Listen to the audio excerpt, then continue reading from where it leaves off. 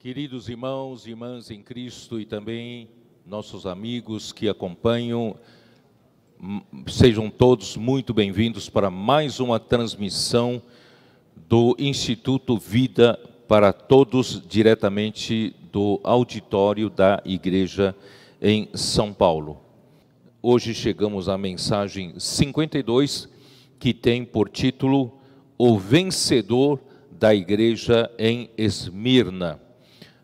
A leitura bíblica é Apocalipse 2, versículo 11. Eu já várias vezes tentei terminar, de falar sobre o período da história da igreja com relação à igreja em Esmirna e não consegui terminar. E hoje eu pretendo terminar o período da igreja em Esmirna, porque é uma palavra, de um lado, histórica e também profética. Histórica porque aconteceu já, no passado com essa igreja, no período de aproximadamente 300 anos de perseguições, e profética porque na época em que essa carta foi escrita não havia acontecido ainda, todos os eventos. Portanto, é uma palavra histórica e também profética. E primeiramente, eu quero dizer para vocês que eu estou muito contente com o que aconteceu no dia de ontem, na fábrica de vencedores, o Avança Jovem, e tem sido tem tomado proporções, globais. Todos os continentes participaram.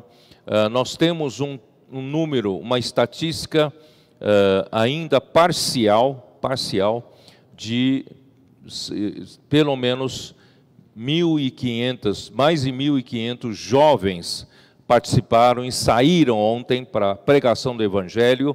Muitos, e também muitos adolescentes participaram, e também os adultos, os mais velhos, também participaram com 500 pessoas. Então, só aí nós já temos mais de 2.000 pessoas, é um subtotal, mas eu acredito que deve ter chegado a 2.500 pessoas, de todos os que saíram para a pregação do Evangelho. Foi um dia fantástico, Foi um dia em que a salvação chegou às ruas, e nós encontramos pessoas em frangalhos, emocionalmente instáveis, não é isso? Com muita necessidade de Deus, muito desespero, em conflitos que não tinha como solucionar. Portanto, irmãos, graças a Deus, o Evangelho chegou às ruas, por meio da sua igreja. E eu quero também dizer para vocês, estou muito contente que os nossos jovens estão correspondendo àquilo que nós vimos nos livros de Salmos. Por isso que ontem, na palavra que eu dei para a fábrica de vencedores, eu mencionei, quem sabe, vamos lá, antes de entrar na mensagem propriamente dita, Salmo 2, Salmos 2. Ó Senhor Jesus, obrigado, Senhor. Salmos 2 mostra a condição deste mundo enganado por Satanás. Vocês sabem que Satanás é o pai da mentira. Nele não há verdade, e ele nunca se firmou na verdade. Só Deus é a verdade. Só Deus é a própria realidade. E se alguém não aceitar Deus como a verdade só pode estar do lado da mentira, certo? Então Satanás não aceitou estar debaixo da autoridade de Deus, então ele só tinha um lado para ficar, que é o lado da mentira. Por isso, irmãos, Satanás é o pai da mentira, ele é mentiroso.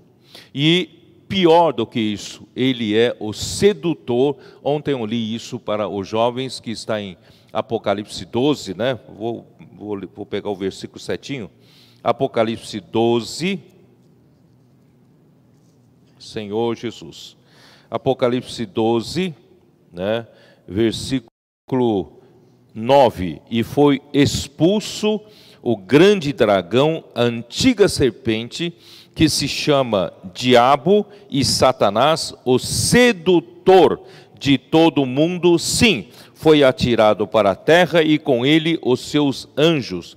Irmãos, ele é Satanás, chamado Diabo, né? Se chama Diabo e Satanás, o sedutor de todo o mundo. Tem versão que diz, ele é aquele que engana o mundo inteiro, ele engana toda a terra habitada. Ele foi aquela serpente que seduziu a Eva, enganou a Eva, fazendo com que toda a humanidade caísse em pecado. E agora ele continua sendo aquele sedutor, o enganador. Portanto, queridos irmãos, eu não quero que vocês desconheçam, né, a força que tem a sua sedução, a força que tem o seu engano. Não subestime Satanás nunca, não subestime diabo. Ele pode enganar você. Muitas vezes nós nos sentimos muito fortes, nós não cairíamos em determinadas tentações, em determinados pecados, mas cuidado. Ele é o sedutor, ele é o enganador, ele pode enganar você sim. Só tem uma maneira de você, né, ser salvo, se agarrar, irmãos, na vida da igreja e viver intensamente a vida da igreja, pregando o evangelho, não é isso? Isso salva você, isso salva você. Portanto, irmãos, eu falei para os jovens, aqueles que participaram da saída ontem, estão vivendo intensamente a vida da igreja.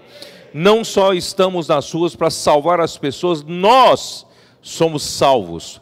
Nós somos salvos do engano, do enganador, do sedutor, né? Ele pode seduzir você a cair em pecados da carne, ele pode fazer você cair, né, em várias situações e tornar você imprestável para Deus. Portanto, irmãos, não vamos cair na conversa dele e não confie na sua força, porque a nossa suficiência não vem de nós, a nossa suficiência vem de Deus. Vamos viver intensamente a vida da igreja. E outro ponto que fiquei muito encorajado é que deixa-me ler aqui, Salmos 2.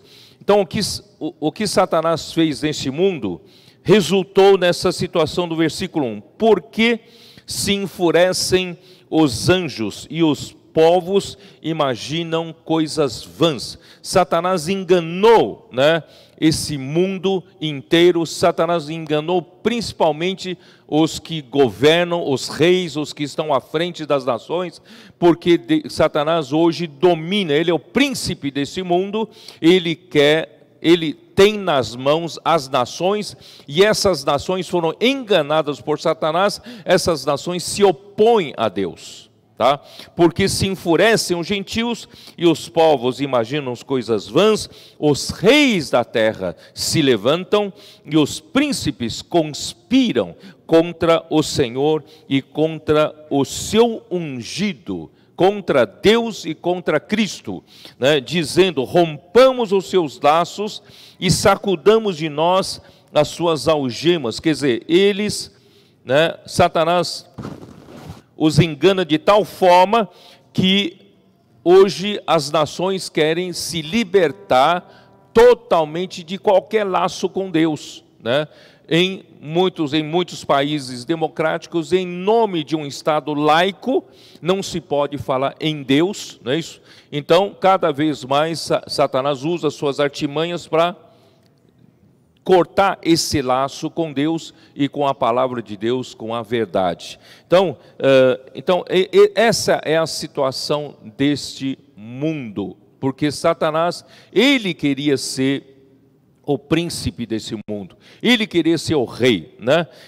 Só que no versículo 6 diz assim: eu, porém, constituí o meu rei sobre o meu santo monte Sião. Irmãos, Deus Pai, ele constituiu a seu Filho, Jesus Cristo, para ser o rei, né, sobre o santo monte Sião. Tá? E proclamarei o decreto do Senhor. Ele me disse: tu és meu filho e eu hoje te gerei. Esse Jesus Cristo que Deus Pai escolheu para ser o rei, né, deste mundo, ele foi o quê? Ele foi gerado, um homem, Jesus, foi gerado um filho de Deus, um filho primogênito de Deus. Então, tu és o meu filho, e eu hoje te gerei no dia da ressurreição. Aí no versículo 8 é onde eu quero chegar. Aqui diz: pede-me. Isso é muito importante. O pai falando por filho: filho, pede-me. Você me pedindo, eu vou te dar. E eu te darei as nações por herança, e as extremidades da terra por tua possessão. Eu vou dar isso tudo para você.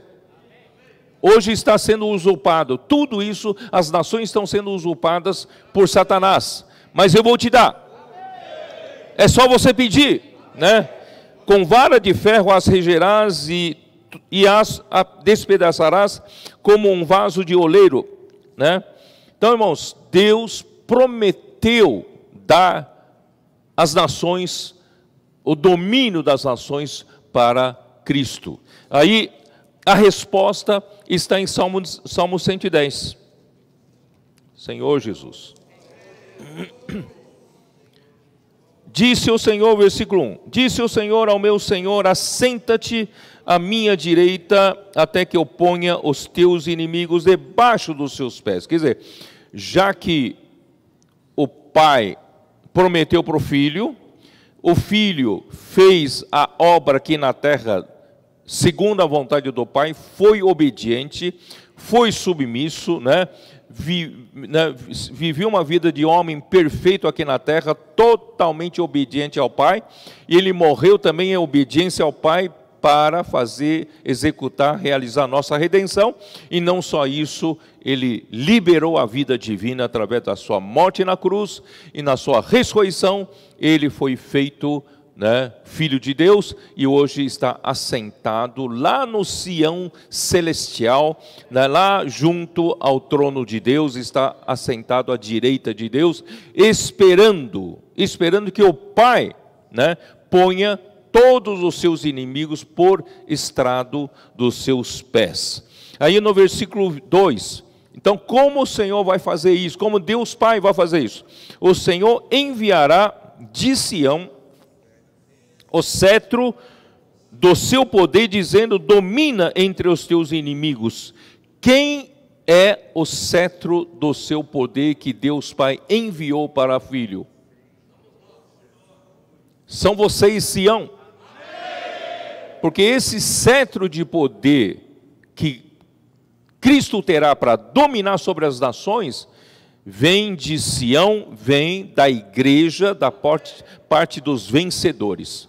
Portanto, irmãos, a igreja, toda a igreja é composta por todos os cristãos que foram regenerados pelo Espírito Santo, e eles compõem, né, Jerusalém. A cidade de Jerusalém representa todos os cristãos de toda a igreja. Mas Sião é uma parte de Jerusalém. Sião é uma parte que se preocupa com o reino, que se preocupa em lutar pela realeza de Davi, pelo reinado de Davi. Então, irmãos, nós não estamos aqui na terra vivendo a nossa própria vidinha. Nós estamos aqui na terra, irmãos, preocupados em lutar pelo reino. Então, esses fazem parte de Sião. Então, de Sião virá o cetro do poder para o Filho de Deus reinar, dominar sobre as nações. E que vai acontecer? Versículo 3. O versículo 3 eu gosto de usar King James atualizada, né? Eu não tenho aqui em mãos, mas eu vou dizer que eu sei de falar de cor. Então aqui diz: o teu povo, né, se apresentará generoso, ou voluntariamente, tá? Então, no dia da convocação, irmãos, isso é muito importante. Sabe quando é o dia, quando será e quando foi e quando é o dia da convocação? Justamente no final dos tempos. É a era dos 7 espíritos. É a era então que o Senhor começa a usar o pequenino rebanho.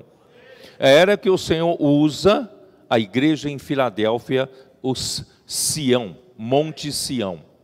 Irmãos, nós estamos no limiar, estamos na aurora da vinda do Senhor. E este é o momento da convocação.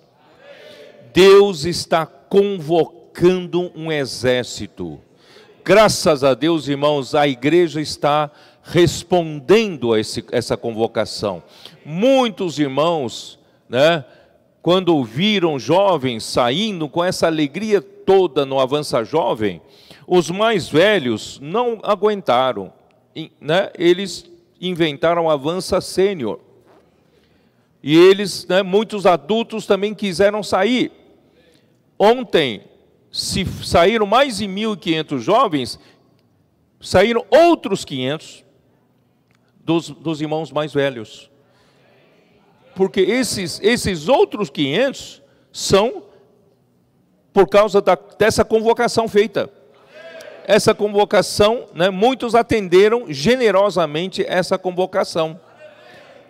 Aí em seguida, entre os jovens, como fala? Vou tentar falar de cor. Nos seus santos montes, está aqui? Tá? Nos montes santos, mais numerosos do que gotas do orvalho, no seio da aurora, tu terás o teu exército, os teus exércitos de jovens santos. Ou é o pai falando para o filho, porque o filho pediu, e o pai deu de presente. Primeiro a igreja toda atendeu a convocação, generosamente e voluntariamente. Em segundo lugar, o pai está fazendo um milagre, realizando um grande milagre, fazendo cair do céu, né? Nos montes santos. Irmãos, essas gotas só estão caindo só nos montes santos, só em Sião. Não está caindo em toda Jerusalém, não, só em Sião. Então, irmãos, então essas gotas do orvalho estão caindo, né? Caindo o quê? São mais numerosos do que gotas do orvalho, quer dizer, os jovens estão caindo como gotas do orvalho para se somar a esse exército principal, e eles estão formando exércitos dos jovens santos. Irmãos, eu estou muito contente, irmãos, muitos adolescentes, até pré-adolescentes, saíram com os pais, algumas crianças saíram com os pais para pregar o evangelho e já ganharam coragem, né, para abordar as pessoas, para orar pelas pessoas, entregar um jornal, até entregar um alimento diário, eu soube disso, né? E eu soube nos Estados Unidos uma menina de 10 anos de idade ficou até o final. Quando as irmãs perguntaram: você não quer voltar para casa? Não, eu quero ficar até o final. Gostou da comportagem, gostou da pregação do evangelho. Irmãos, essas crianças, desculpe me falar assim, essas crianças, esses pré-adolescentes, esses adolescentes, irmãos, já desde a tenra idade, já estão perdendo medo de pregar o evangelho, estão perdendo medo de abordar as pessoas, falar das coisas de Deus para as pessoas. Irmãos, isso é bom demais. Porque uma vez perdido esse medo, estará perdido para sempre, não é isso? Eles nunca mais terão medo de abordar as pessoas, falar em público, lidar com as pessoas, pregar o evangelho em público. Irmãos, imagina só se essa criança não faz isso hoje. Quando chega aos 30 anos de idade, será muito mais difícil para ela começar, não é mesmo? Então, melhor, irmão, a gente começar logo com nossos jovens, adolescentes, até crianças. Vamos levar, né, as crianças até para a pregação do evangelho, claro, quando a condição sanitária permitir, tá bom? Então, o Senhor quer, na verdade, salvar os nossos jovens. Por quê? Porque o mundo está cada vez mais vindo como uma avalanche, né, sobre os nossos jovens, nossos adolescentes, as nossas crianças estão sendo nutridas com a mídia, com informações distorcidas, as ideologias, não é isso? Já estão fazendo a cabeça delas, irmãos, mas nós temos que fazer o nosso papel. Vamos juntar nossos jovens para viver intensamente a vida da igreja, né, para elas puderem vencer contra essa pressão que está aí no mundo, tá?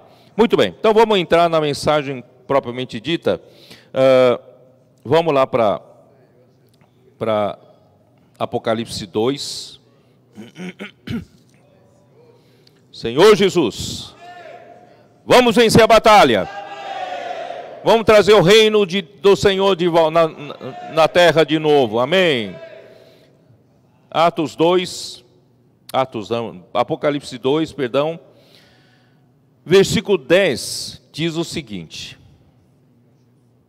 não temas as coisas que tens de sofrer, eis que o diabo está para lançar em prisão alguns dentre vós, para ser dispostos à prova, e tereis tribulação de 10 dias. Sê fiel até a morte, e dar-te-ei a coroa da vida. Aleluia. Então, irmãos, aqui fala em tribulação de 10 dias.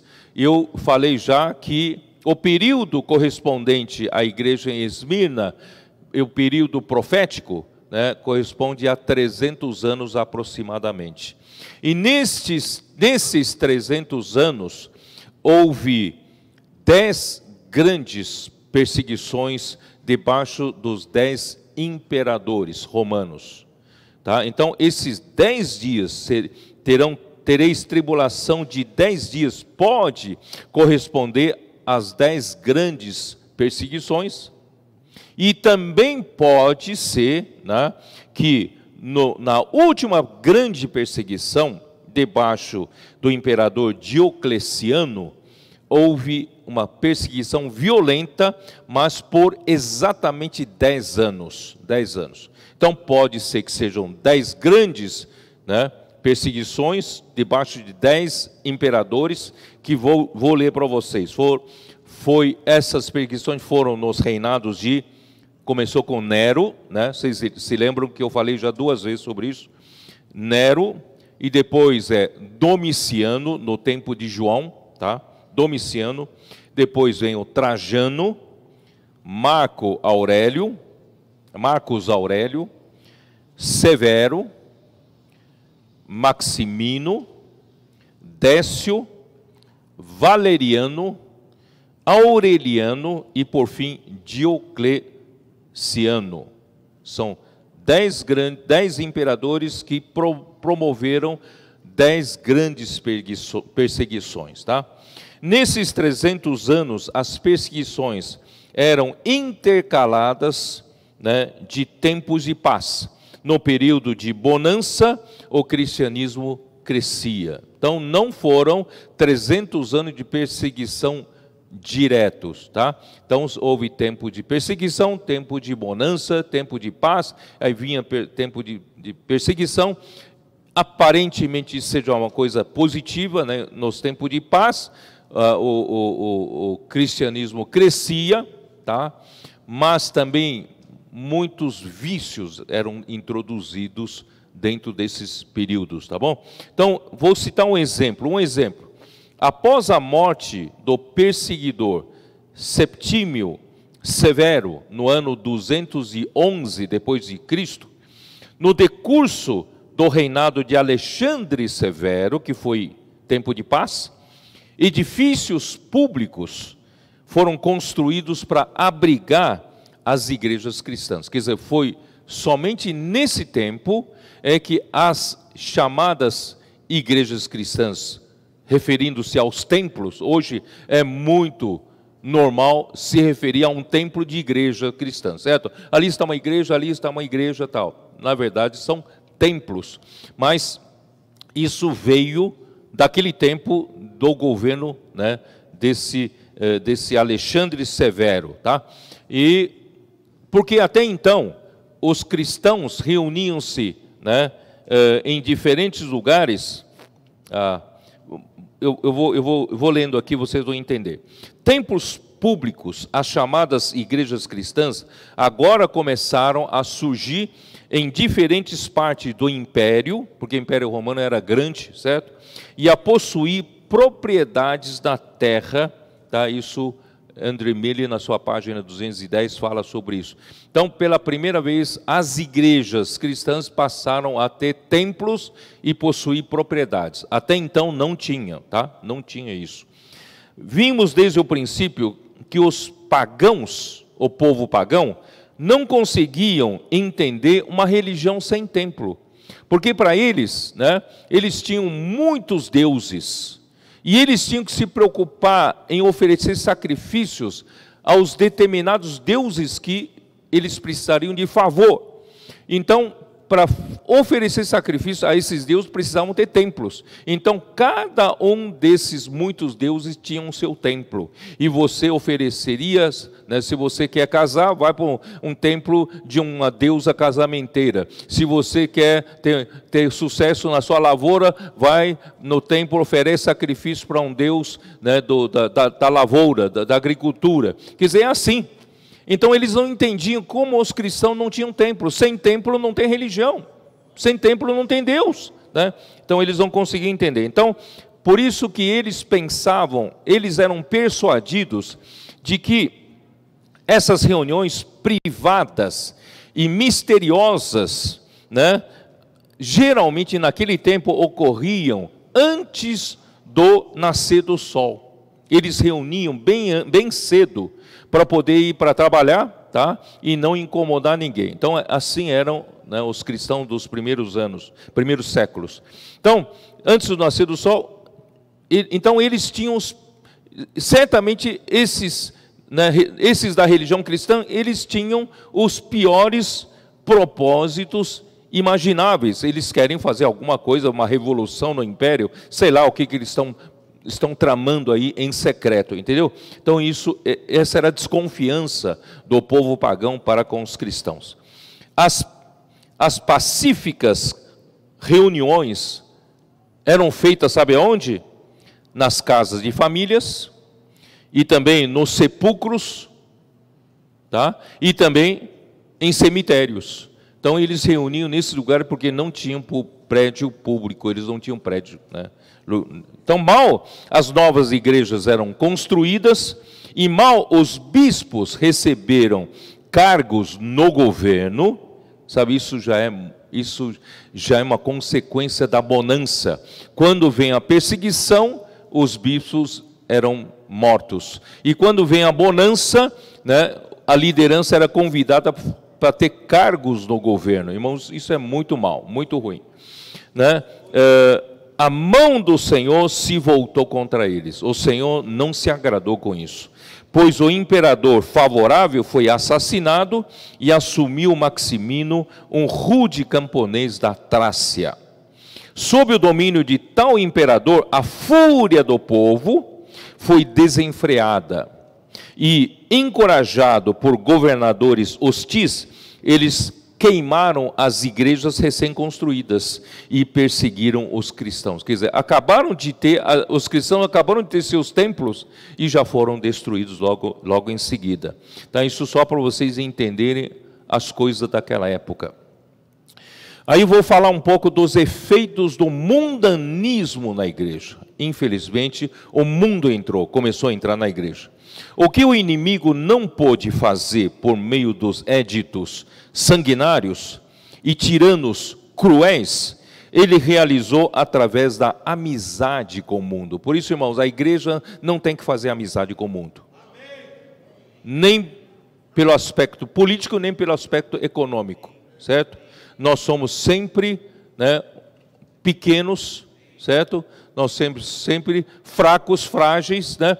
Estamos sempre dependendo da graça do Senhor para sobreviver, para ir adiante. Nós não precisamos de favor do mundo, não, porque o mundo não é de Deus, tá? Esse mundo sistematizado por Satanás. Esse é um velho estratagema de Satanás. A astuta serpente se mostrou mais perigosa. Estou lendo já um texto do Andrew Miller. A astuta serpente se mostrou mais perigosa que o leão rugidor. Utilizando-se dos favores de grandes homens, em especial dos imperadores, ele despiu o clero da proteção deles, os levou a se associarem com o mundo, enganando-os com suas bajulações. Irmãos, às vezes é melhor a gente sofrer por não ter favor de ninguém, não é? Porque assim nós mantemos nossa pureza, mantemos a natureza santa da igreja, né? Os cristãos, então, nesse período de favorável, podiam erguer templos, assim como os pagãos, e os seus bispos foram recebidos na corte imperial em igualdade de termos com os sacerdotes idólatras. Essa relação profana com o mundo solapou as fundações do cristianismo deles. Isso se tornou dolorosamente evidente quando a violenta tempestade da perseguição sucedeu à longa calmaria da prosperidade mundana. A atmosfera do cristianismo tornou-se corrupta, a ponto de Cipriano no Oriente e Orígenes no Ocidente falaram sobre o espírito secular de luxúria, de orgulho, de cobiça, que rastejou para dentro da vida ímpia e indiferente do povo e do clero. Quando termina uma perseguição, vem o tempo da bonança, vem o tempo da paz, também vem o favor imperial, vem, né, o mundo entra e o povo então fica indiferente ao evangelho, à palavra do Senhor, e o clero então também só buscavam favores, cargos, dinheiro, né, no império. Irmãos, isso é que danificou a igreja. Essa é uma preparação para o que vem no período da igreja em Pérgamo. Então, a igreja em Pérgamo, a situação da igreja em Pérgamo não aconteceu de repente, já estava acontecendo durante o período da igreja em Esmirna, tá? Para vocês saberem. Muito bom. Então, as armadilhas, vou falar das armadilhas de Satanás contra o progresso da igreja. Além da fascinação mundana, porque acabei de falar da fascinação do mundo, né? Vou falar um pouco de outra estratégia com relação a outro ensinamento, tá? Número 1, judaísmo. O judaísmo, desde o início da igreja, teve de combater fortes conceitos dos judeus crentes e a amarga malignidade dos judeus incrédulos. Os judeus incrédulos perseguiram violentamente a igreja, certo? Desde o tempo de Pedro, com os seus 11, né, apóstolos, juntamente com ele, e também perseguiram violentamente a Paulo e também todos os apóstolos. Mas eles sofreram muito dos judeus crentes. Depois da morte dos apóstolos, a igreja sofreu muito ao ceder à pressão dos judeus, até que por fim o cristianismo foi remodelado para se encaixar no sistema do judaísmo. O vinho novo foi colocado em odres velhos. Esse encaixar-se, irmãos, eu me refiro à hierarquia que foi apresentada para a igreja e foi executada, né, com o surgimento do clero, dos clérigos e dos leigos. Orientalismo. O que é orientalismo? O primeiro conflito entre o evangelho e a filosofia oriental foi Simão o Mágico, registrado em Atos capítulo 8. Vocês conhecem essa história? Não? Talvez você não tenha dado muita atenção quando leu Atos 8. Dá uma olhada, Atos 8. Mas aí surgiu uma linha de ensinamento muito perigosa, tá? Atos capítulo 8. Quando houve a grande perseguição em Jerusalém, os discípulos saíram, exceto os apóstolos, e Filipe, o evangelista, né, o Filipe, que era um dos diáconos, dos 7 diáconos eleitos ali em Jerusalém, ele saiu para pregar o evangelho em Samaria. Ali encontrou um tal de Simão o Mágico, no versículo 9. Ora, havia certo homem chamado Simão que ali praticava a mágica, iludindo o povo de Samaria, insinuando-se ele grande vulto, ao qual todos davam ouvidos do menor ao maior, dizendo: esse homem é o poder de Deus, chamado o grande poder. Aderiam a ele porque havia muito os iludia com mágicas. Quando, porém, deram crédito a Filipe, que evangelizava a respeito do reino de Deus e do nome de Jesus Cristo, iam sendo batizados, assim homens como mulheres. O próprio Simão abraçou a fé e, tendo sido batizado, acompanhou a Filipe de perto, observando extasiado os sinais e grandes milagres praticados. Ouvindo os apóstolos que estavam em Jerusalém, que em Samaria recebera a palavra de Deus, enviaram-lhe Pedro e João, aos quais desceram até lá, vou pular essa parte, tá bom? Aí quando chegou, versículo 18, vendo, porém, Simão que pelo fato de imporem os apóstolos as mãos era concedido o Espírito Santo, ofereceu-lhes dinheiro, propondo: concedei-me também a mim este poder, para que aquele sobre quem eu impuser as mãos receba o Espírito Santo. Pedro, porém, lhe respondeu: o teu dinheiro seja contigo para a perdição, pois julgaste adquirir por meio dele o dom de Deus. Não tens parte nem sorte nesse ministério, porque o teu coração não é reto diante de Deus. Arrepende-te, pois a tua maldade, da tua maldade, roga ao Senhor, talvez seja perdoado o intento do seu coração, pois vejo que estás em fel de amargura e laço de iniquidade. Esse Simão o Mágico, ele era alguém, tá? Ele era, por que eu falei isso da filosofia oriental? Porque ele provavelmente tenha estudado em as várias religiões do Oriente, lá em Alexandria, no Egito. Alexandria era um centro cultural muito forte.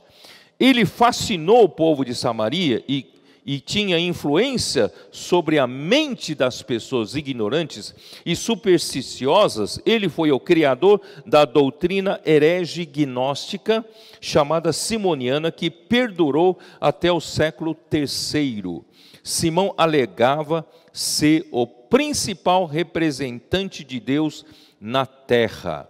Irmãos, eu quero dizer uma coisa, aproveitar e falar uma palavra entre parênteses.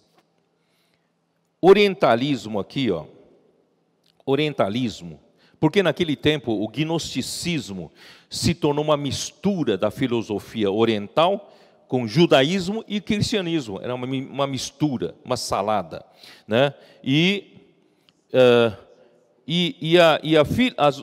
As origens da filosofia oriental, quando ele fala filosofia oriental, você logo vai pensar na China, no Japão, na Índia. Não é isso não.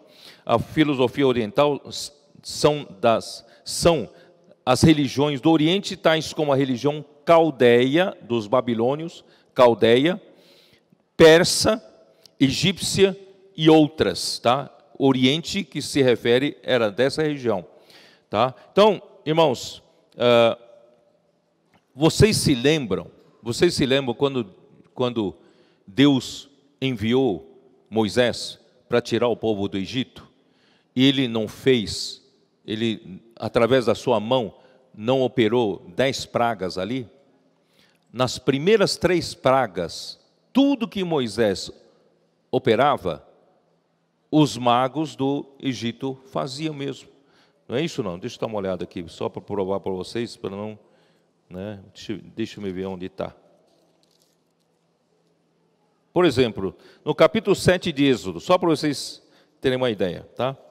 Isso é filosofia oriental, tá? Isso vem da coisa dos egípcios.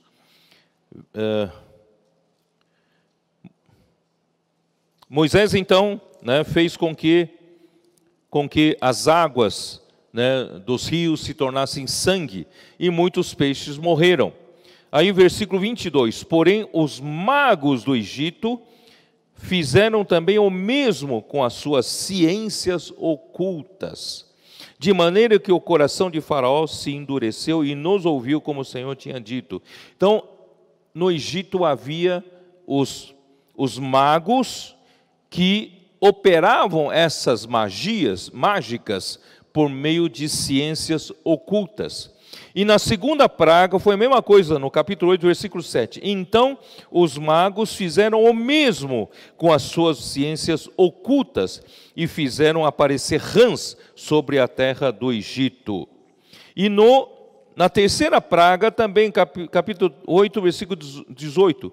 E fizeram os magos o mesmo com suas ciências ocultas para produzirem piolhos, porém não o puderam. A partir daí falhou. Daí para frente, né, a magia, né, dos egípcios começou a falhar. Tá? Então disseram os magos a Faraó, isto é o dedo de Deus. Esse é o dedo de Deus. Tá?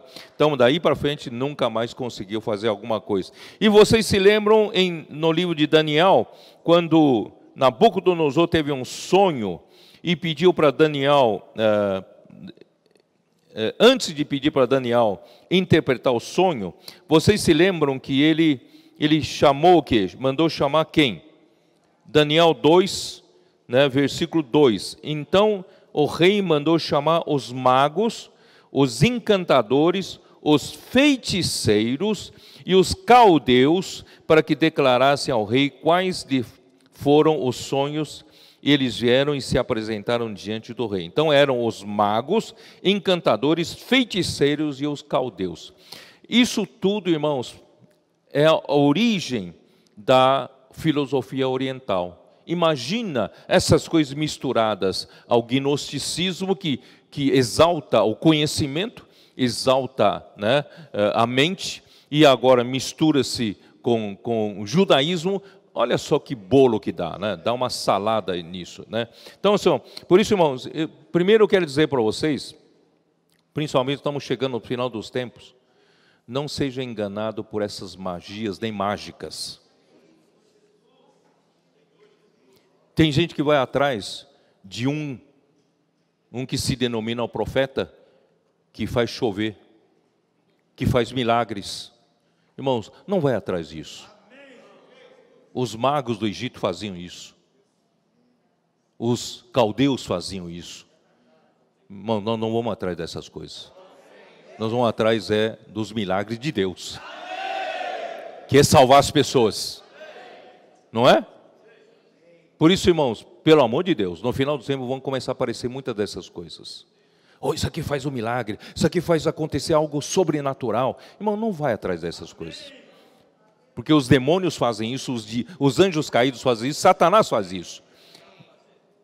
Nós não corremos atrás desse tipo de coisa, não é isso? Nós vamos atrás do Evangelho, da vida, do Evangelho sendo pregado, esse sinal e milagre de Deus, né?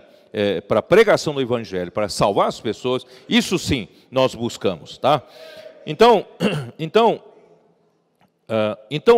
o gnosticismo se tornou uma mistura da filosofia oriental, judaísmo e cristianismo. Por meio dessa confusão satânica, e a maravilhosa simplicidade do Evangelho foi destruída. Irmãos, graças a Deus que nós voltamos a essa simplicidade do Evangelho. Não vamos perder nunca essa simplicidade do Evangelho, né? E por um longo período, em muitos lugares, seu verdadeiro caráter ficou obscurecido. Irmão, o Senhor restaurou-nos, graças a Deus, restaurou. As origens da filosofia oriental, já disse, são as religiões do Oriente, tais como a religião caldeia, persa, egípcias e outras. O judaísmo estava profundamente mesclado ao gnosticismo antes mesmo da era cristã, provavelmente desde o tempo do cativeiro babilônico, né, ou dos assírios. Quem foi Orígenes? Orígenes nasceu em Alexandria por volta do ano 185 depois de Cristo. Ali era o berço do gnosticismo, Alexandria, Egito.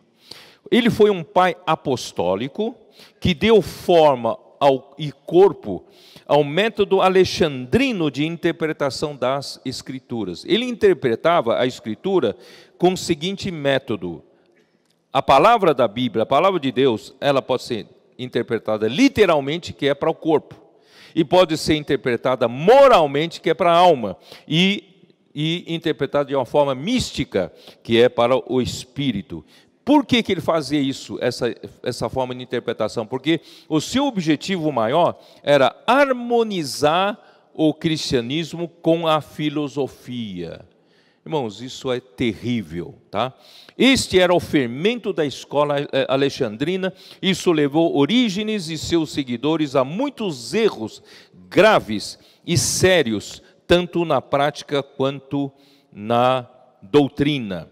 O que é gnosticismo? No gnosticismo, toda matéria é maligna, toda matéria é má.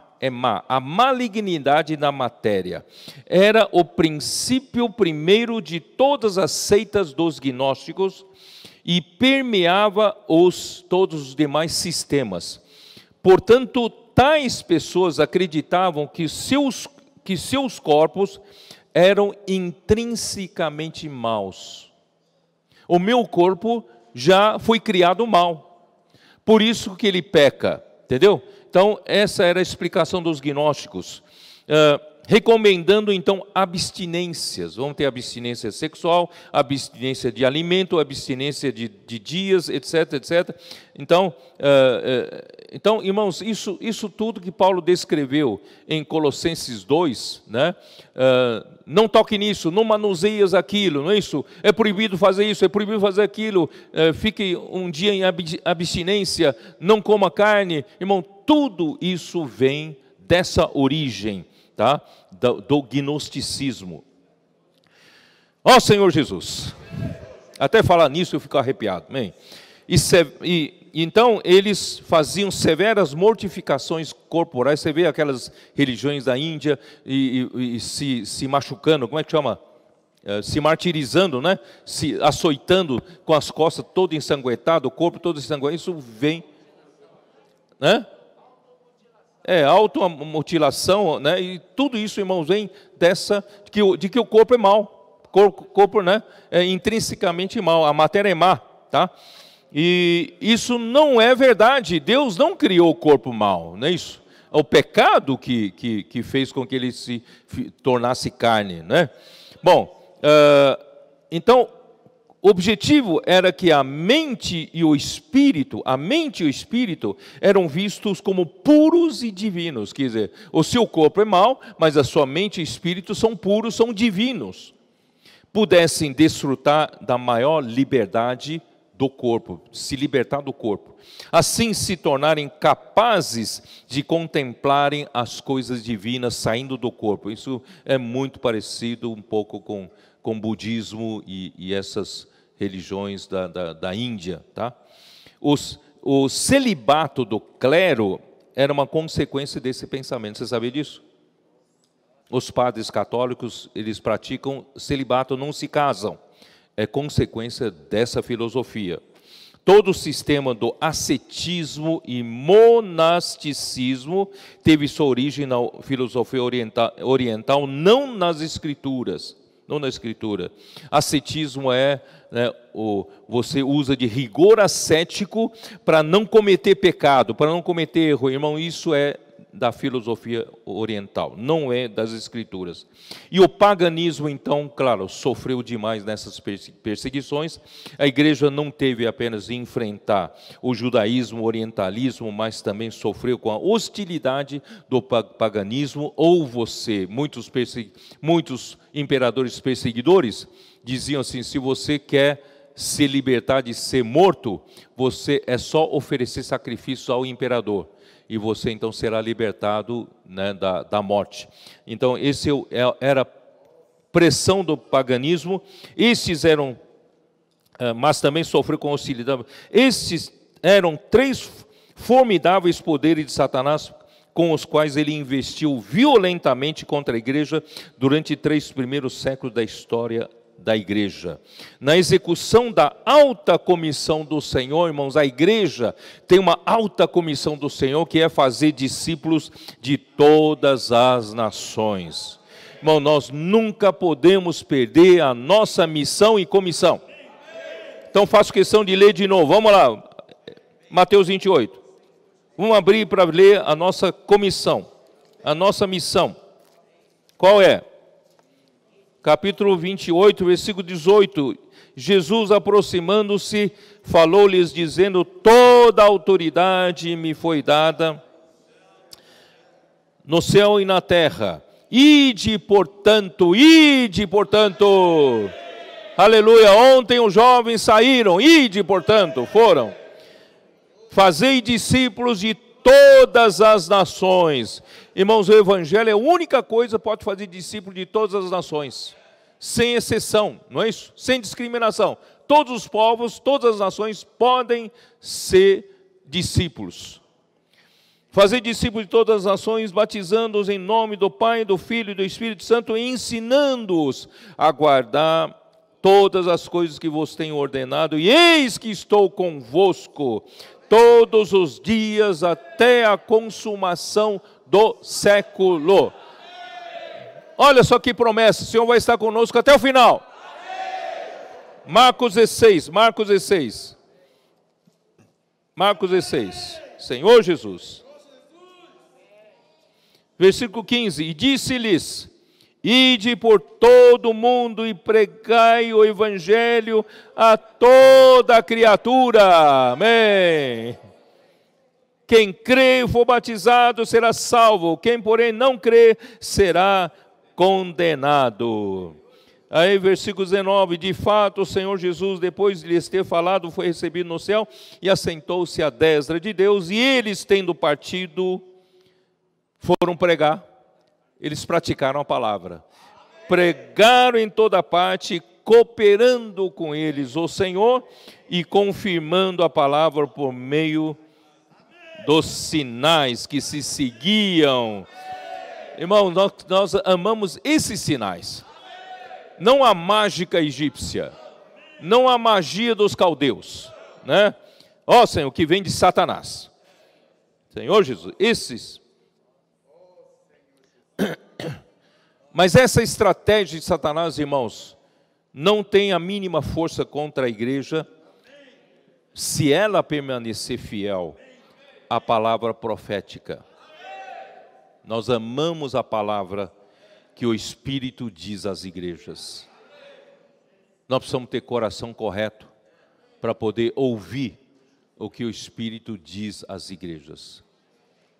Para não ficar em Mateus 13, Jesus falar, não, para alguns eu falo em parábolas, para que eles não entendam, para eles que tenham olhos, mas não veem, têm ouvidos, mas não ouvem, porque o coração deles está endurecido, gordo, né? E eles, né, eu não quero que eles sejam por mim curados, mas aqueles que têm um coração correto, sim.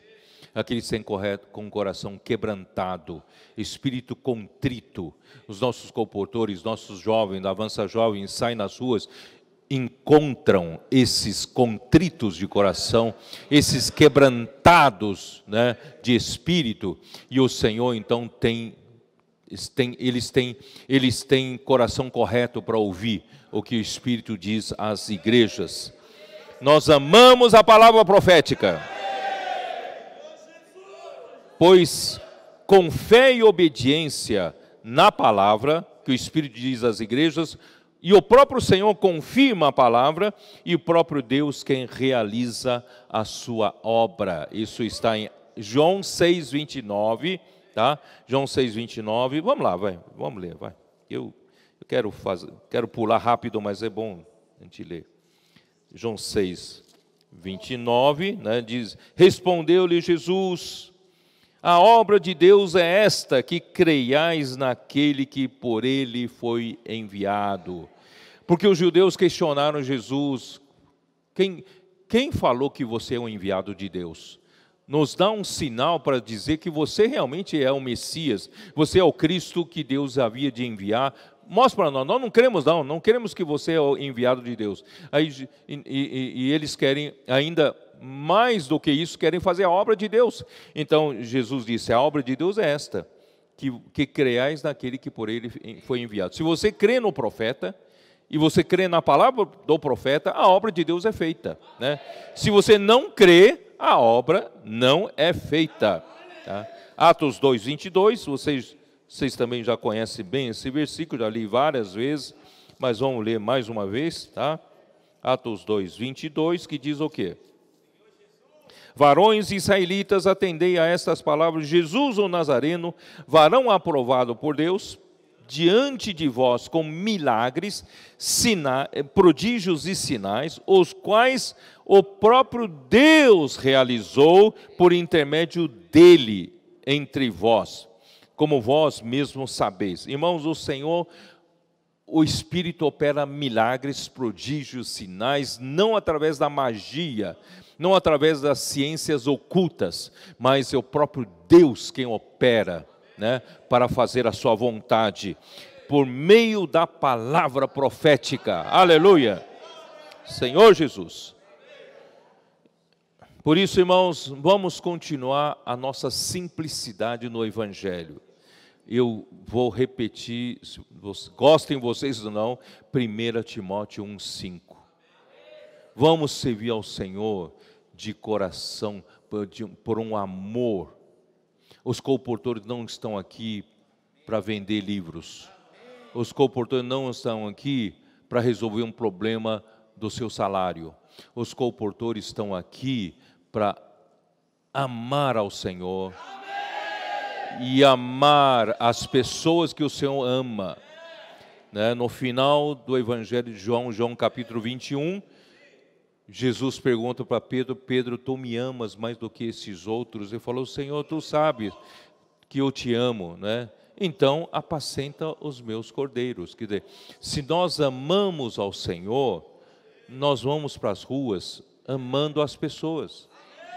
Então, se o coração seu for de amor, que procede de um coração puro, de uma consciência boa e de uma fé sem hipocrisia, a sua palavra sai com força, com poder. A oração que você faz com as pessoas toca no profundo delas. Você acredita? Mas você precisa manter sempre um coração puro. Não deixe a ambição contaminar. Não deixe impurezas contaminar você, não é isso? Não, orgulho, não. E não também lida com a sua consciência, sabe? Cometeu alguma coisa errada, vai diante do Senhor, peça perdão, limpe a tua consciência. Se precisa tratar com uma outra pessoa a quem você defraudou, cuida disso, para você manter uma consciência boa.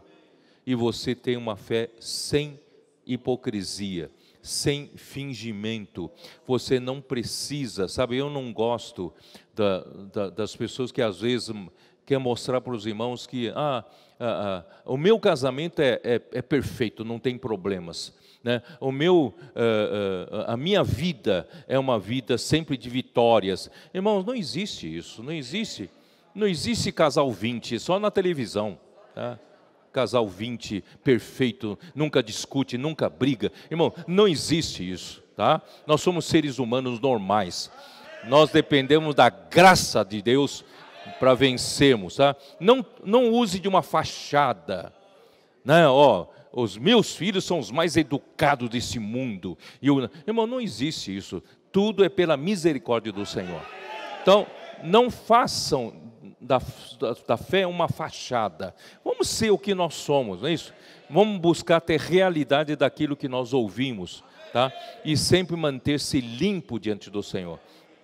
Eu sempre falo para os irmãos, se eu não tiver uma consciência boa, Satanás tem onde me atacar. Vocês sabem disso. E se ele me atacar, eu não tenho nem como estar aqui na frente falando para vocês. Então, eu tenho que manter uma consciência boa, né? Então, por isso que o Paulo fala aos Tessalonicenses, nós chegamos até vocês como aprovados de Deus. Se ele não for aprovado de Deus, Deus não lhe daria revelação na palavra e poder na palavra. A unção se vai. Eu posso transmitir bastante conhecimento para vocês, mas não tem a unção, não tem a revelação, não tem luz. É ou não é? Então, irmãos, temos que manter esse amor. Tudo que fizermos, servimos, irmão, vamos manter o amor. O amor queimando dentro de nós, uma chama de amor dentro de nós, que procede de quê? Procede do coração puro, consciência boa e de fé sem hipocrisia, sem fingimento, não é isso? E capítulo 2 de 2 Coríntios, dá uma olhada.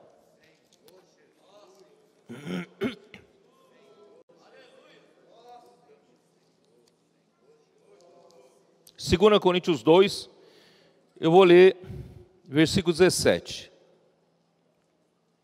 Porque nós não estamos como tantos outros, mercadejando a palavra de Deus. Antes, em Cristo é que falamos na presença de Deus, com sinceridade e da parte do próprio Deus. Irmão, temos que manter essa pureza do Evangelho, essa pureza, simplicidade do ministro que serve, né, o Evangelho, sabe? Então, esse mercadejar em grego, eu já li uma vez para vocês, significa um vendedor ambulante, um mascate, que vai de cidade em cidade, né, eles são conhecidos como eles vendem produtos de baixa qualidade, mas a preço enganoso, tá? Então eles estão ali eles compram a preço de pechincha, mas vão nas cidades tal, e promove e vende a preços absurdos. Então, nós, os ministros da Nova Aliança, não são assim. Nós temos um produto genuíno, que é a palavra de Deus, né, um ministério da Nova Aliança, né, que nos dá respaldo, e nós falamos na presença de Deus. A palavra tem que sair na presença de Deus, irmão. Não pode ser uma coisa inventada por mim. Eu tenho que procurar falar na presença de Deus com toda a sinceridade, e também da parte do próprio Deus. Quer dizer, essa palavra tem que vir de Deus. Não é apenas do meu conhecimento, do meu estoque de mensagem. Não, tem que vir da parte de próprio Deus, tá? E capítulo 4 também de 2 Coríntios, versículos 2 e 3. Pelo contrário, rejeitamos as coisas que por vergonhosas se ocultam, não andando com astúcia, nem adulterando a palavra de Deus, Antes nos recomendamos à consciência de todo homem na presença de Deus pela manifestação da verdade. Irmãos, esses são os ministros da nova aliança. Eles têm um ministério da nova aliança para levar a cabo. Eu disse para vocês, é o único ministério, único que edifica a igreja. Então, os ministros têm que tomar muito cuidado, porque eles estão lidando com uma coisa séria de Deus. Então, eles não podem se envolver com coisas vergonhosas. Coisas têm que se ocultar. Eu não posso falar em público. Irmãos, isso, se alguma coisa você fez no passado errado, vamos nos limpar, não é? Vamos pedir perdão para o Senhor, perdão para as pessoas se houver necessidade, mas vamos limpar, certo? Quem que não errou antes? O próprio Arão, não é isso? Arão seguiu a Miriam, quase que rebelou contra Moisés e se arrependeu antes de ficar leproso. E Deus ainda o fez o sumo sacerdote. Portanto, irmãos, vamos nos arrepender rapidamente e manter, né, sempre uma boa consciência diante do Senhor. Então, rejeitamos as coisas por vergonhosas se ocultam, não andamos com astúcia, nem adulteramos a palavra de Deus, nós nos recomendamos à consciência de todo homem, na presença de Deus, pela manifestação da verdade. Nossa preocupação é manifestar a verdade, e essa verdade não é uma doutrina, é o próprio Deus.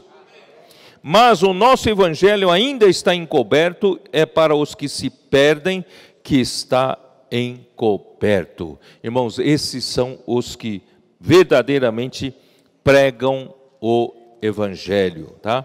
E no capítulo 5 ainda de 2 Coríntios, versículos 9 e 10, eles não buscam, né, a glória dos homens. É por isso que também nos esforçamos, quer presentes, quer ausentes, para lhes sermos agradáveis. Irmãos, nós procuramos não agradar a homens. Quando você agradar a homens, você vai ter que ser aquelas empresas que têm que buscar lucro. Então, eles têm que buscar agradar os consumidores. E na igreja não é assim. Se na igreja tivesse que agradar os consumidores da palavra, então eu teria que atender a coceira nos ouvidos. Vocês entenderam? Aí eu passaria então a adulterar a palavra de Deus, não seria fiel à palavra de Deus. Então nós agradamos ao Senhor, ao Senhor. Um vencedor agrada ao Senhor, tá? Onde estou? Versículo 9, né? É por isso que também nos esforçamos, quer presentes, quer ausentes, para lhes sermos agradáveis, quer vivos, quer mortos, quer presentes aqui, presentes no corpo ou ausentes do corpo, tá? Vivos ou mortos, nós devemos agradar o Senhor, quer na vida, quer na morte. Porque importa que todos nós compareçamos perante o tribunal de Cristo, para que cada um receba o bem e o mal que tiver feito por meio do corpo. Irmãos, aqui entra um conceito de vencedores da Bíblia que pouca gente sabe. Só na vida da igreja nós temos esse conceito correto. Você sabia disso? Porque aqui não está falando, aqui fala, todos nós vamos comparecer-nos perante o tribunal de Cristo, e cada um vai receber segundo o bem ou o mal que tiver feito por meio do corpo, isto é, enquanto vivemos. Enquanto vivemos, nós fazemos o bem ou o mal, diante do tribunal de Cristo, nós vamos ser recompensados. Existe esse conceito de recompensa ou não existe? Vou falar depois, tá? Então, antes de continuar, eu vou falar um pouco da última perseguição, rapidamente histórica, tá? A parte histórica. A última perseguição do imperador Diocleciano, duração exatamente 10 anos, que eu falei, né? Diocleciano, eu vou ler o que eu preparei aqui para ser rápido. Diocleciano introduziu um novo sistema de governo imperial. Ele colocou vários imperadores. Ele era o imperador principal, tinha vários outros que o ajudavam a cuidar de vários territórios. Introduziu um novo sistema de governo imperial e virtualmente removeu a capital da antiga Roma para Nicomédia, onde fixou a sua residência. Ali mantinha uma corte de esplendor oriental, para a qual convidava filósofos e eruditos. Então ele era inclinado à filosofia oriental, que eu disse, dos egípcios, dos persas e dos caldeus. Os sacerdotes pagãos e filósofos não tiveram êxito em convencer Diocleciano a fazer guerra contra os cristãos. Só que eles usaram outro imperador, Galério, seu genro, para atingirem o objetivo. Esse Galério era um homem cruel, impelido em parte por sua própria inclinação de querer perseguir os cristãos, e em parte por sua mãe, que era uma pagã bastante supersticiosa, e em parte pelos sacerdotes que nunca deram trégua aos seus... ele não deu trégua ao seu sogro enquanto não conseguiu o que desejava. E finalmente ele conseguiu e começou a perseguição terrível contra os cristãos. E mandou publicar o primeiro édito. O primeiro édito é o seguinte: os que se recusassem a sacrificar aos ídolos perderiam seus cargos, bens, posição social e privilégios civis. Cristãos de todos os níveis deveriam ser destruídos e as reuniões canceladas e as escrituras queimadas. É pela primeira vez o Império Romano adotou queimar a escritura, tá? Assim que foi publicado, a igreja de Nicomédia foi atacada, os livros sagrados foram queimados e os prédios demolidos em questão de horas. As ordens imperiais a partir da Nicomédia exigiam que outros imperadores cooperassem na restauração da dignidade da antiga religião e a supressão total do cristianismo. Esse é o primeiro édito. Somente na Gália estava Constâncio. Constâncio é o pai do futuro imperador Constantino, que nós vamos falar agora da igreja em Pérgamo, tá? O Constâncio, ele se absteve de toda a violência contra a pessoa dos cristãos, tá? O segundo édito: todos os clérigos, como líderes dos cristãos, deveriam ser lançados na prisão, todos. Rapidamente as prisões se encheram de bispos, presbíteros e diáconos. Aí veio o terceiro édito, proibindo a libertação de qualquer clérigo, a menos que a pessoa aceite oferecer sacrifícios aos ídolos. Foram rotulados de inimigos do Estado e tratados nas prisões como os mais desprezíveis criminosos. Aí veio o quarto édito. Como não alcançou o resultado desejado, o alvo agora são os cristãos em geral. Ele perseguiu o clero, agora está perseguindo os irmãos, né? Com o uso da tortura para forçar a adoração aos deuses, com o objetivo de exterminar por completo o cristianismo.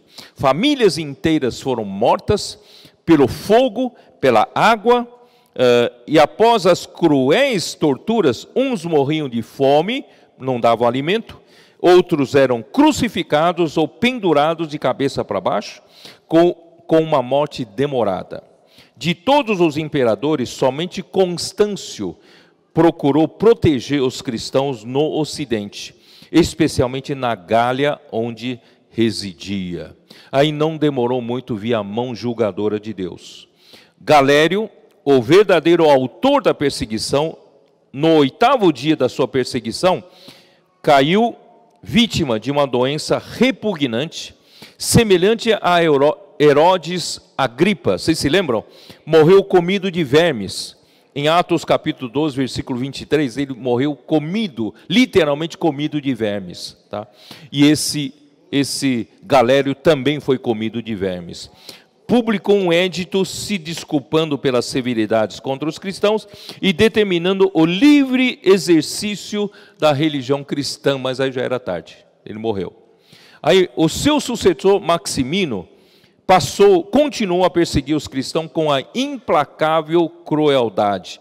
A mão do Senhor então pesou sobre todo o império, vieram calamidades, guerra, pestilência e fome, irmãos, muito semelhante ao que está acontecendo na pandemia nossa, tá? Devastaram as províncias asiáticas. A fome introduziu a pestilência, pústulas, como é que fala? As feridas com pus, né? Pústulas surgiam no corpo inteiro, especialmente ao redor dos olhos, e por fim a cegueira. Muitos foram deixados para morrer no mais completo abandono, porque ninguém queria ser contaminado, todo mundo fugia dos doentes, né? Aí então ele publicou um édito reconhecendo os princípios da tolerância e suspendeu todas as medidas de violência contra os cristãos. Ao perder a batalha por Licínio, ele dirigiu a sua ira contra os sacerdotes pagãos e promoveu massacre indistinto dos sacerdotes pagãos sob o seu domínio. Assim então termina a triste história das perseguições do Império Romano aos cristãos. Então, irmãos, vou chegar no último versículo da igreja em Esmirna. Vamos lá, Apocalipse 2, versículo 11 agora. Agora é uma palavra para vocês, uma palavra para os vencedores.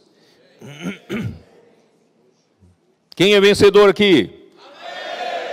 É quem tem ouvidos para ouvir. Quem tem ouvidos, ouça o que o Espírito diz às igrejas. O vencedor de nenhum modo sofrerá dano da segunda morte.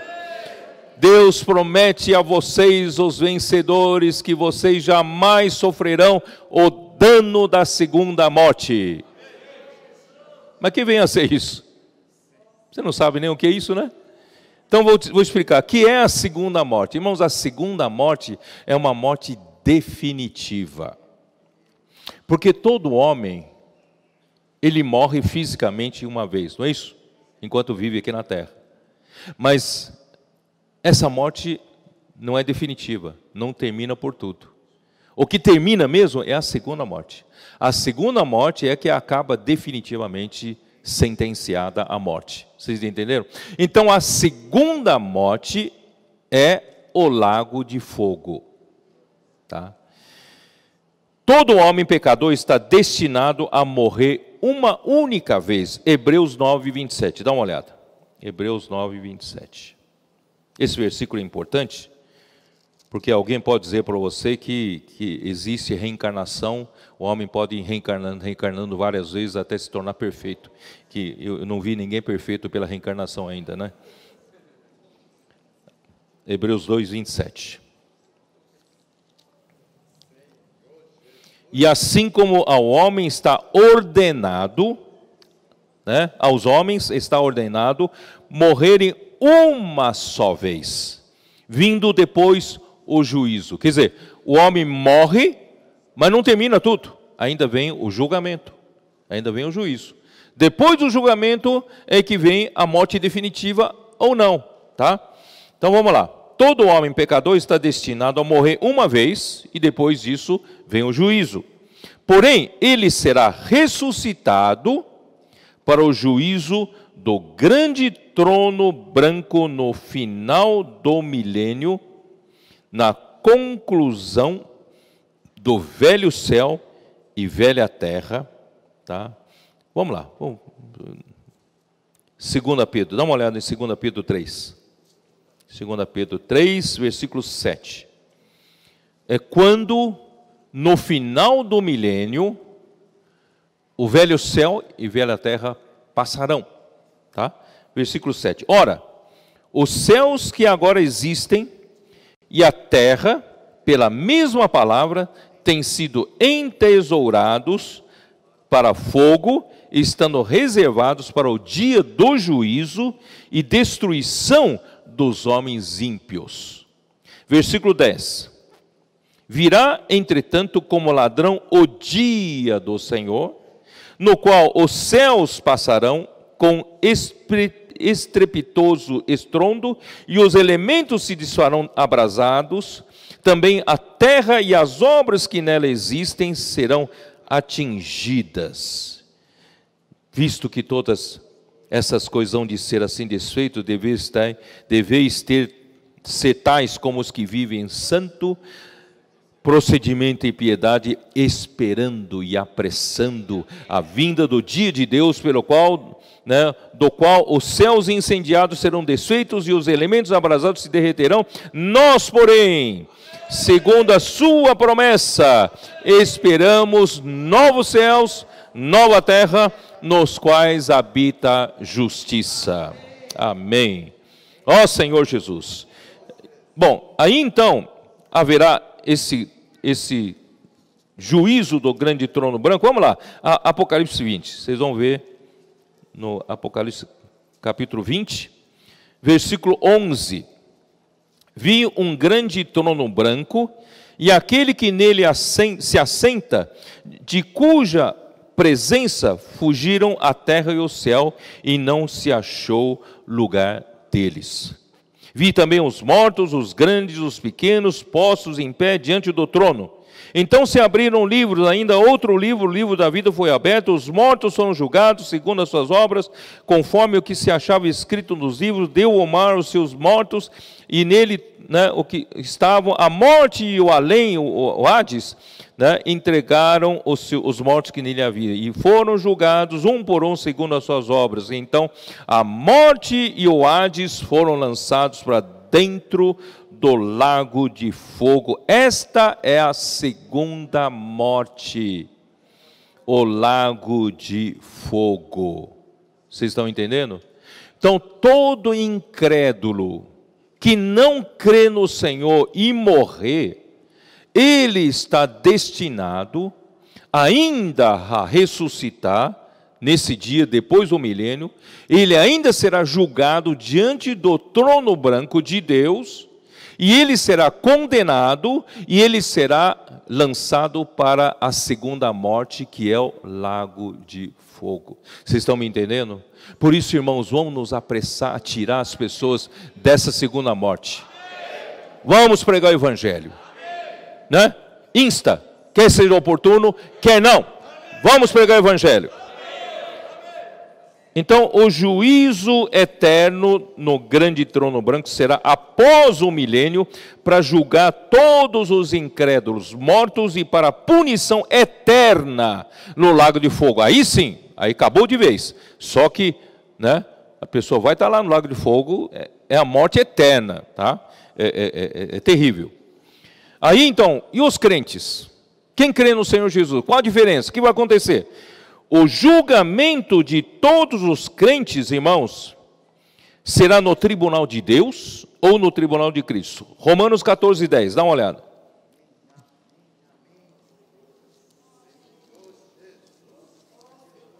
Romanos 14, versículo 10. Tu, porém, por que julgas teu irmão? E tu, por que desprezas o teu?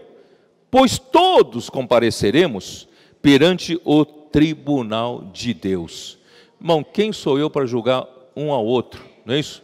Quem julga é Deus. Vamos deixar Deus julgar, certo? Esse é o julgamento tribunal de Deus, ou o tribunal de Cristo que nós lemos. Vamos ver outra vez 2 Coríntios 5,10. Talvez você não leu com essa ótica. 5,10. Versículo 10.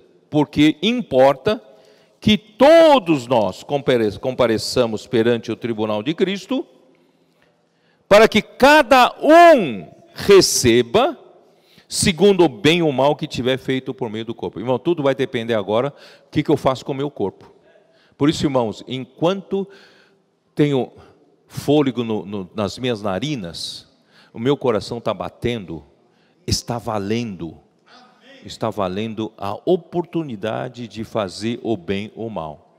O bem ou o mal não é meramente ajudar a velhinha a atravessar a rua. O bem ou o mal aqui é fazer a vontade de Deus ou não fazer a vontade de Deus. Tá? Ó Senhor Jesus. Então será, mas esse tribunal de Deus, o tribunal de Cristo, será antes do milênio. Porque os vencedores, os que forem aprovados nesse tribunal, vai fazer parte dos vencedores no milênio, tá? Então, será antes do milênio, porque o grande trono branco é depois do milênio, tá? Vocês estão entendendo, né? Para os incrédulos será depois do milênio, mas para os crentes é antes do milênio. Para julgar todos os crentes que ressuscitarem e forem arrebatados para recompensa ou para punição no reino milenar. Isso está em 1 Tessalonicenses 4. Dá uma olhada lá.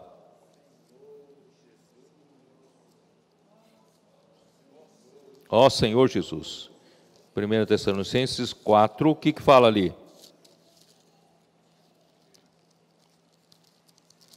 4, versículo 15. Ora, ainda vos declaramos por palavra do Senhor isto: nós, os vivos que ficarmos até a vinda do Senhor, de modo algum precederemos os que dormem. Quer dizer, se nós permanecemos vivos até a volta do Senhor, se permanecemos até, a vinda do Senhor, os que dormem, os crentes, os cristãos que dormiram, aqui diz assim: porquanto o Senhor mesmo, dada a sua ordem, sua palavra de ordem, ouvida a voz do arcanjo e ressoada a trombeta de Deus, descerá dos céus e os mortos em Cristo ressuscitarão primeiro. Então, os mortos em Cristo ressuscitarão primeiro e depois os vivos, que permanecerem na vinda do Senhor também serão arrebatados, tá? Depois nós, os vivos, os que ficarmos, seremos arrebatados juntamente com eles entre nuvens para o encontro com o Senhor nos ares, e assim estaremos para sempre com o Senhor. Irmãos, nas nuvens, nos céus, é que ele vai estabelecer o seu tribunal de Cristo para julgar os cristãos, tá? Então, nesse juízo, levará em conta a vida e a obra dos cristãos, depois de terem sido salvos. Então, a vida é com relação à maturidade de vida.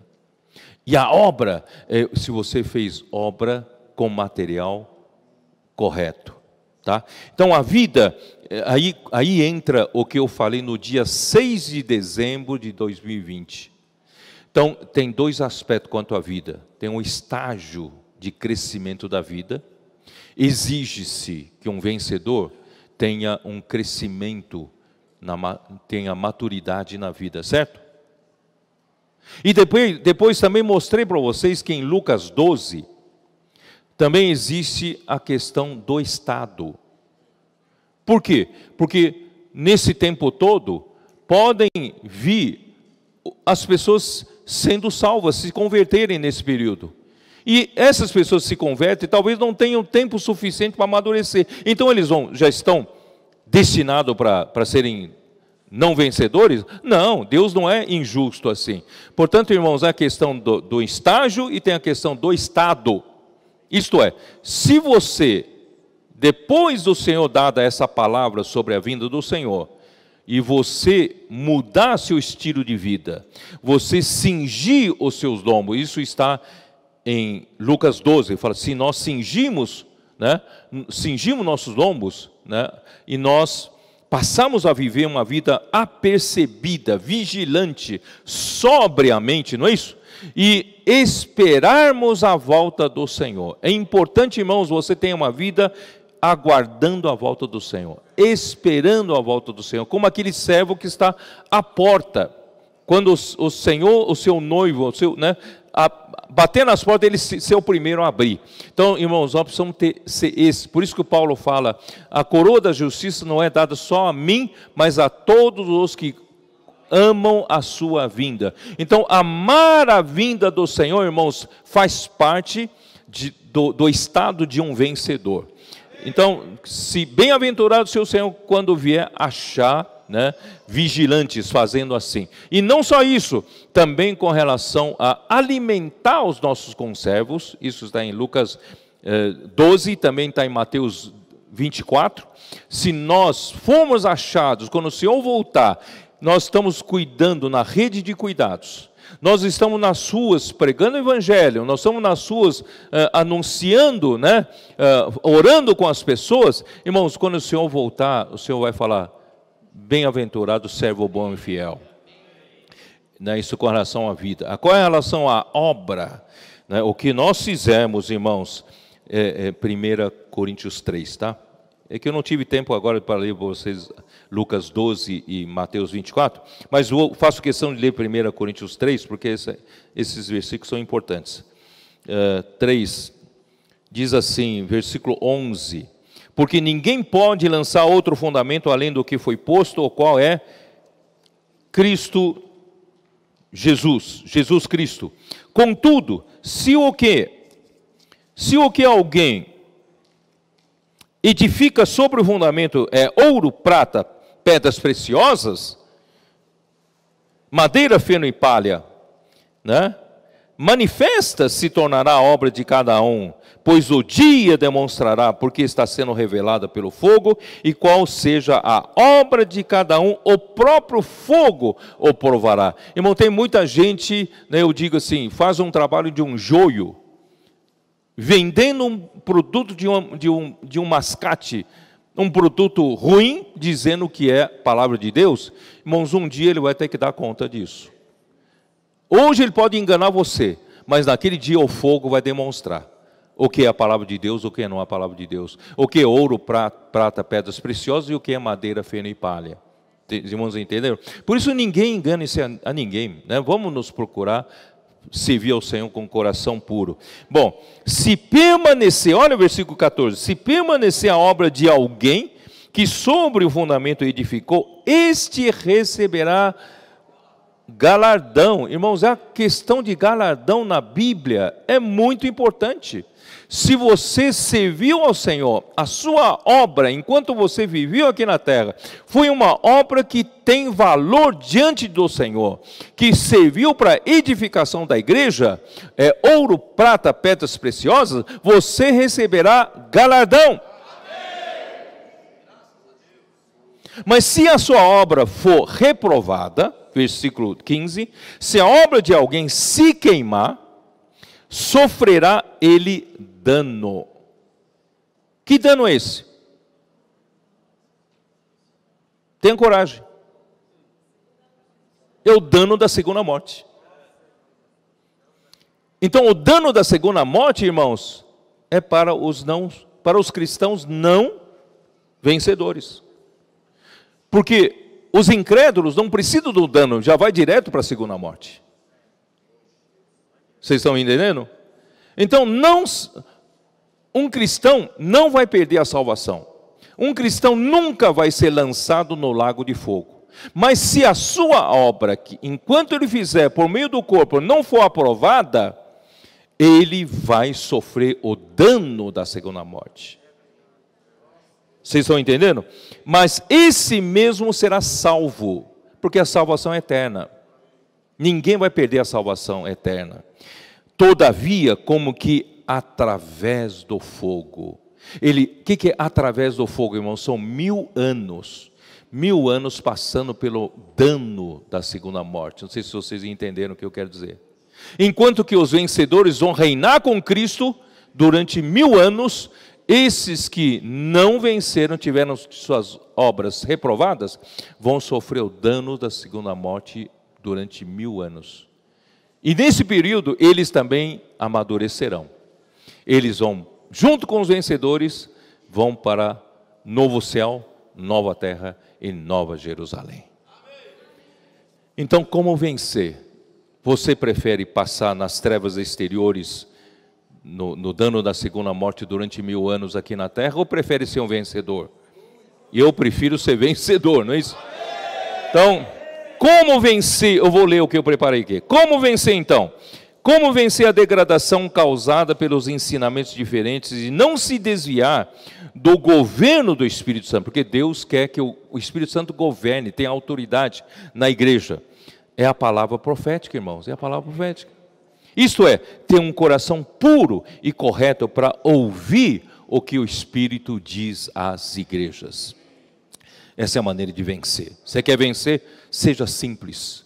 Tenha ouvidos para ouvir, tenha um coração correto para ouvir o que o Espírito diz às igrejas e praticar. E como vencer o mundanismo? Não ameis o mundo, nem as coisas que há no mundo. Isso em 1 João 2. Vamos lá rapidamente, porque o meu tempo já acabou. 1 João 2, rapidamente.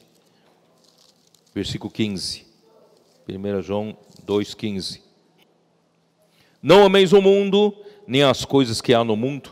Se alguém amar o mundo, o amor do Pai não está nele.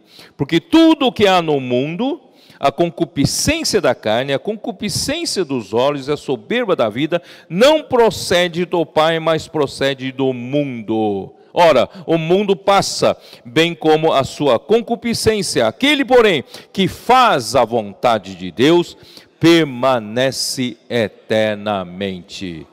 O mundo, ele está lutando contra o reino de Deus. O mundo é a ferramenta poderosíssima que Satanás tem para nos inutilizar, para nos inibir. Mas graças a Deus, irmãos, nós vencemos o mundo, porque Jesus, ele venceu o mundo, né? Então, como vencer o mundo, irmãos? A concupiscência da carne, ele vem com os desejos ardentes da carne. Irmãos, hoje é vamos dizer assim, com relação às novas ideologias que o mistério da iniquidade opera, irmãos, já está devastando moralmente, não é isso? Daqui a pouco, irmãos, eu ouvi uma comportora dizer, não é, essa semana, abordando uma senhora, a senhora quer, posso orar por você? Sim, claro. Tem algum pedido específico? A minha filha, ore pela minha filha, porque de repente apareceu um dia em casa dizendo que ela soube que não tem problema ela virar homem. Ele falou assim, eu estou preocupado com ela, por favor, ore por ela. Irmãos, essas ideologias estão invertendo tudo, pervertendo tudo, não é isso? E as coisas estão acontecendo de uma forma tão forte que até as grandes empresas estão aderindo a essa pressão, vocês sabem do que eu estou falando, né? E a mídia está ajudando a divulgar esse tipo de pensamento, esse tipo de tal. Irmãos, tudo isso, dali a pouco, irmãos, a pedofilia vai ser uma coisa legal, não é ilegal mais. Daqui a pouco, irmãos, todas essas coisas, irmãos, estão acontecendo perante nossos olhos. É a concupiscência da carne, que é essa. Por isso que o mundo é a munição, é a ferramenta que Satanás tem para tentar combater nos filhos do reino. E também concupiscência dos olhos é o que mexe com a nossa alma, não é isso? Nossa emoção, tá? Mexe com a alma. E a soberba da vida, irmãos, é tudo isso, é ter posição, ter orgulho, ter ostentação, né, todas essas coisas. Quer dizer, o mundo tem tudo isso para nos combater. Por isso, irmãos, não ame o mundo. Amém. Quem ama o mundo, o amor do Pai não estará nele. Tá? Então vamos, nesse ponto, irmão, vamos sair do mundo. Não vamos, né, ser enganados pelo mundo, tá bom? O mundo é um sistema mundano, anti-Deus, criado por Satanás para uso para o homem com religião, cultura, educação, indústria, comércio, entretenimento, etc. Tendo um aliado no homem a sua natureza caída. O mundo tem um aliado aqui dentro de nós, né? Nas suas concupiscências, na busca de prazer e satisfação, até mesmo nas necessidades legítimas da vida, tais como comida, vestuário, habitação e transporte. A concupiscência da carne são os desejos ardentes do corpo, a concupiscência dos olhos são os desejos para a satisfação da alma, a soberba da vida refere-se à vanglória, poder, fama, orgulho e exibição de coisas materiais. Irmãos, enfim, como podemos nos livrar de todos esses ataques do mundo e de Satanás, irmãos? Vivendo intensamente a vida da igreja. Vamos fazer com que nossas crianças, nossos adolescentes, em vez de ficar passivamente sujeito a toda essa pressão, vamos levar os nossos meninos, nossas crianças, nossos adolescentes, tá, já para pregar evangelho, para viver intensamente a vida da igreja. Isso vai salvá-los. como está salvando vocês, não é isso? Toda a igreja, irmãos, vamos nos envolver. Vamos viver a vida da igreja intensamente nessa era final. Porque a batalha vem aí, irmãos. E a batalha será muito forte. E nós vamos vencer. E no fim, nós vamos nos casar com Cristo, como a noiva de Cristo, e juntamos com Cristo, unidos a Cristo, vamos ser o exército, juntamente com Cristo, que vai derrotar esse sistema mundano, esse governo no mundo contra Deus, em oposição a Deus. Nós vamos trazer o reino da paz, o reino da justiça, o reino de nosso Senhor Jesus Cristo, de volta aqui na terra. Então, irmãos, Deus abençoe vocês, sejam cada vez mais comprometidos com o reino de Deus, cada vez mais engajados, mais, leve mais, traga mais pessoas que atenda à convocação de Deus para esse exército que Deus tanto precisa debaixo de tanta pressão. Então Deus abençoe a vocês todos. Jesus é o Senhor. Amém.